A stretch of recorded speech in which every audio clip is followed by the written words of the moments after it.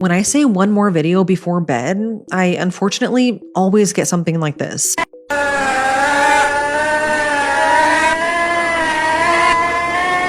And for some reason, I saw that last night, and my mind went straight to this movie. The Exorcism of Emily Rose is one of those movies that you watch just one time because you will be forever scarred, or at least I was. And it doesn't help that this movie was based on the true possession and multiple exorcisms of Anneliese Michel. I don't think I'll ever recover after listening to the audio tapes of her exorcisms, specifically the unnatural laughter that came out of her. On July 1st, 1976, 23-year-old Anneliese Michel would die after undergoing 67 exorcisms over the span of just 10 months for demonic possession. What she experienced leading up to her death is horrifying. So Anneliese lived in West Germany with her 3 siblings and parents. They grew up super religious as Roman Catholics, and they went to mass twice a week. When she was 16 years old, she suddenly blacked out at school and walked around in a trance-like state. Her parents didn't quite understand why, but a year later, she blacked out once again. She was in bed this time and woke up in a trance-like state, having wet the bed. Her parents then took her to the doctor, where she was diagnosed with psychosis caused by temporal lobe epilepsy. She had been having multiple seizures. She was then put on a string of medication to try and treat both, yet nothing worked. And she was eventually also diagnosed with depression. By 20 years old, Anneliese's mental health got even worse. And it was at this point that she refused to be around anyone or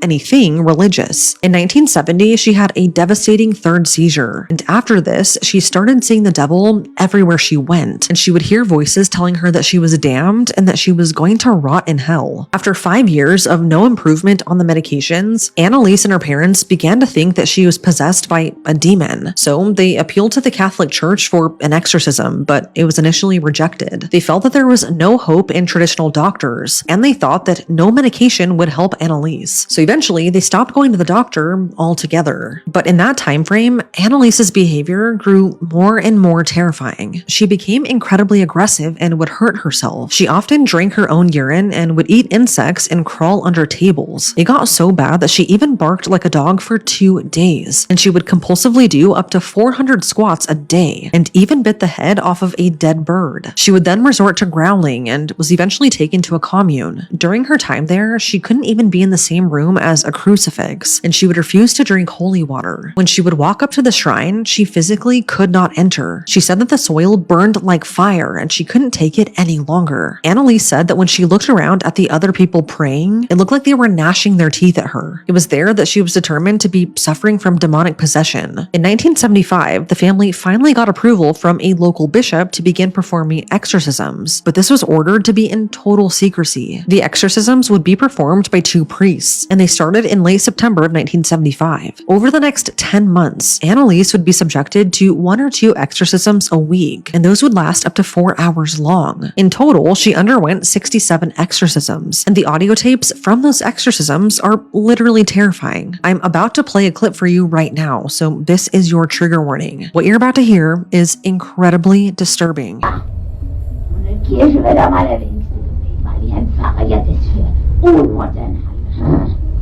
Ja. Ja. Weil er eine starke Waffe ist. Ja. Gegen Satan. Ja. Ja. Und alle Dämonen. Ja, gegen uns.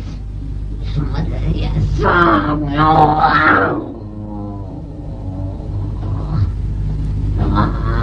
der Rosenkreuz ist eine gewaltige Macht, die den ja.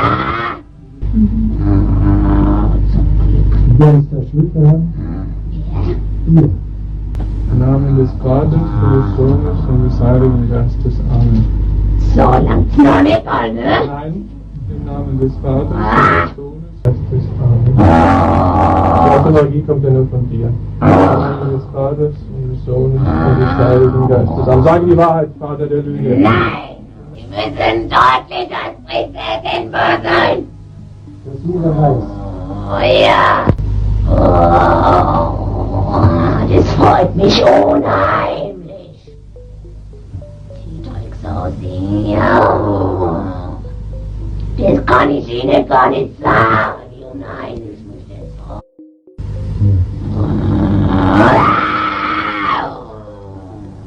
Die Seele, die bis zum nächsten Tag hinhocke. Ja! during these exorcisms, Annalise said that she was possessed by 6 demons. And she said one thing that will forever haunt me. She said, quote, "People are as stupid as pigs. They think it's all over after death. It goes on." End quote. Obviously, everything she was going through is horrifying, but I don't know, this line really terrifies me. I already have an overwhelming sense of dread about death and what happens after, so this just made it worse. Anyways, these exorcisms were so violent that she broke both of her knees, and she had ripped all of her tendons from continually kneeling in prayer. She also began refusing to eat food. On July 1st, 1976, 10 months after the first exorcism, Annalise died. Her official cause of death was from malnutrition and dehydration. She was in a state of near starvation for nearly a year, and she weighed only 66 pounds. Because of the state she was in, Annalise's parents and the 2 priests who were performing the exorcisms were arrested, and their case went to trial. At the trial, doctors argued that Annalise wasn't ever possessed, and that the manifestations of demonic possession were a psychological effect of her strict religious upbringing and her epilepsy. The defense argued that nothing they did was illegal, and they played the exorcism audio tapes in court trying to prove that she was indeed possessed. They also said that Annalise was finally freed of demonic possession right before she died, but eventually it was proven that her death could have been prevented and that in all likelihood, she wasn't ever possessed, just severely mentally unwell. All parties were eventually found guilty of negligent homicide. The priests were sentenced to 6 months in jail, but that was later reduced to just 3 years probation and they had to pay a fine. Although her parents were found guilty, under German law, they weren't ever charged because they had already, quote, suffered enough. Not long after the trial, Annalise's parents had her body exhumed because she was buried too fast and in a cheap coffin. So they had her reburied in a new oak coffin that was lined with tin. Several years after the exorcism of Annalise Michel, the Catholic Church retracted the claim that she was ever possessed. I first learned about this case after watching this movie, The Exorcism of Emily Rose, which is loosely based on Annalise. And this movie, to this day, still scares me like no other. I don't know if it's the sounds or the way her body twists. I don't know, but it's just terrifying. Like I said, it's one of those movies that you only really need to watch once in your lifetime. But literally, of course, right as I was about to go to sleep, I saw this video and it instantly brought me back to that case / this movie. And I can tell you, I did not sleep very well after this.